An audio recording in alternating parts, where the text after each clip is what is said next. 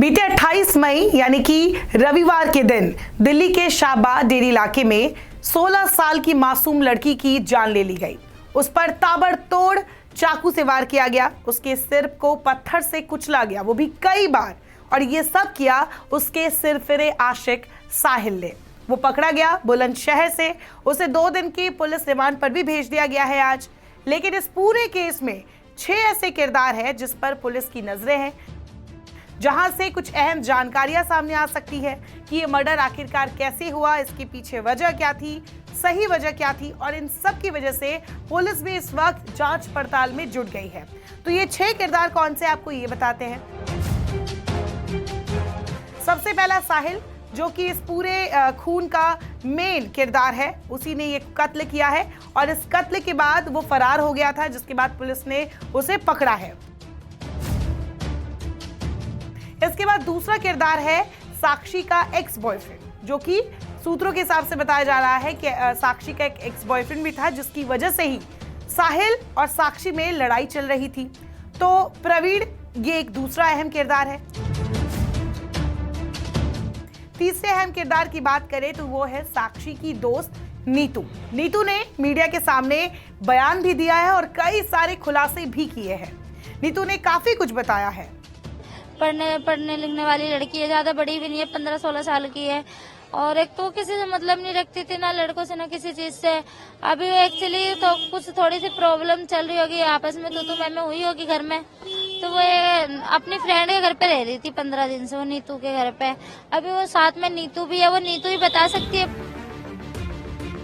अब चौथे किरदार की बात करते हैं तो चौथा किरदार है साक्षी की एक और दोस्त, जिसका नाम आरती और भावना भी बताया जा रहा है। अब सच क्या है ये आगे पता चलेगा, लेकिन सूत्रों के हिसाब से ये जो दोस्त है साक्षी की, ये साक्षी को उसी दिन यानी कि मौका वारदात पे कत्ल से पहले उसे मार्केट में ही मिली थी। 8:30 या 8:35 या 8:30 हो रहे होंगे, क्योंकि 9:07 पे मेरे पास कॉल आई थी, 9:07 या 9:10 पे वहाँ पे नीतू गया, तब मैं इधर आया था।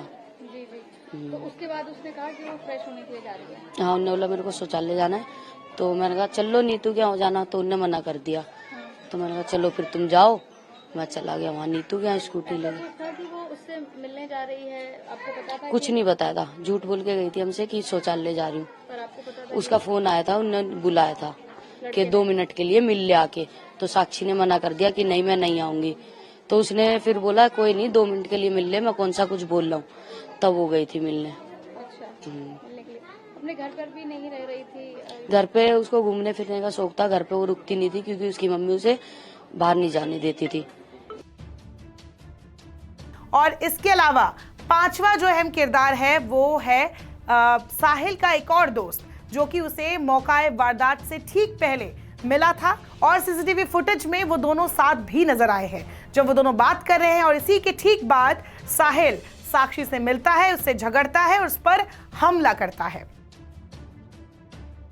छठे किरदार की बात करें तो छठा किरदार है साक्षी का एक दोस्त, झबरू नाम का कोई है। इसके बारे में अभी तक जो जानकारी सामने आई है उसके मुताबिक साहिल ने पूछताछ में उसका जिक्र किया है और साहिल ने यह माना है कि झबरू साक्षी का दोस्त था और वो साहिल को धमकी दे रहा था काफी टाइम से कि वो साक्षी का पीछा छोड़ दे। टाइम पे मैं नहीं था, सब यहाँ पे से जा चुके थे। मैं आया था बाद में, उस टाइम पे पुलिस वाले भी थे यहाँ पे जब मैं आया। हाँ जी। आपने उठाकर उसको एम्बुलेंस में डाला था। हाँ जी। कितना ब्लड निकल चुका था उसका? ब्लड तो मैं क्या बताऊँ, ये देख लो ब्लड ये अभी तक लगा हुआ। क्या नाम है आपका? अजय। तो साहिल को जानते हो आप? नहीं, मेरा क्या कॉन्टेक्ट है साहिल से। आप साक्षी को कैसे जानते थे? साक्षी से मेरा कोई मैटर ही नहीं है, बस ऐसे ही मैं तो आया था तो उसको उठा के डाल दिया, कोई उठाने वाला ना था। करेगा तो इतनी पब्लिक, 17 लोग, इतनी पब्लिक है, पर जो उसको उठाने वाले होते तो उसको पहले ही बचा लेते। ठीक है। हाँ, लेकिन वहाँ पे मैं होता जो अगला बंदा था, जो बात है, मैं मार ही देता उसको वहीं, क्योंकि मेरे बर्दाश्त नहीं होती। तो क्या मतलब घटना से पहले या उसे? घटना से पहले मैं नहीं जानता था, मैं होता तो उस लड़की को मरने नहीं देता। जानकारी के मुताबिक साहिल ने कबूला है कि इसी वजह से इससे पहले कि झबरू उसे मारता, उसने साक्षी का कत्ल कर दिया। ये 6 किरदार अहम हैं जिस पर पुलिस की नजर है। पुलिस इन सब से पूछताछ कर सकती है। प्रवीण के बारे में बताया जा रहा है कि वो जौनपुर में है और जल्द ही पुलिस उससे पूछताछ करेगी। बात करें नीतू की, तो नीतू साक्षी की बहुत करीबी दोस्त बताई जा रही हैं। उन्होंने खुद ये बात कबूल किया है और नीतू ने इस दौरान कई सारे खुलासे भी किए हैं।